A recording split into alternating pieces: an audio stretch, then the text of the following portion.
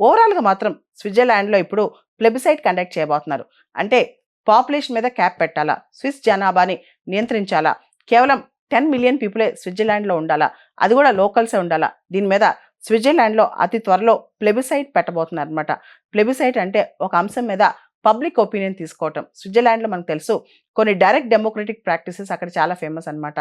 Direct democratic methods కూడా Swiss క్యాంటన్స్లో చాలా famous. Referendum, plebiscite, recall ఇలాంటివన్నీ కూడా డైరెక్ట్ డెమోక్రటిక్ ప్రాక్టీసెస్ అనుకోవచ్చు. స్విట్జర్లాండ్ క్యాంటన్స్లో ప్రజలే కూర్చుని వాళ్ళ నిర్ణయాలు తీసుకుంటారు.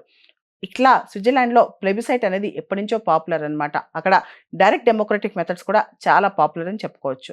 అయితే చాలా కంపెనీస్ స్విట్జర్లాండ్లో మైగ్రెంట్ వర్క్ ఫోర్స్ మీద కూడా ఆధారపడ్డాయి. ముఖ్యంగా నెస్లే లాంటి కంపెనీస్, రోష్ లాంటి కంపెనీస్, ఈ కంపెనీస్ అన్ని కూడా ఒకవేళ కనుక మీరు ఇమిగ్రెంట్స్ని రానికపోతే మాకు వర్క్ ఫోర్స్ ఇబ్బంది అవుతుంది, మా కంపెనీస్ బయట తీసుకెళ్ళి పెట్టాల్సిన పరిస్థితి వస్తే, స్విట్జర్లాండ్లోంచి మేము బయటకు వెళ్లాల్సిన పరిస్థితి వస్తుందని చెప్పి కూడా వాళ్ళు ఇండైరెక్ట్గా చెప్తున్నట్టు కథనాలు చెప్తున్నాయి.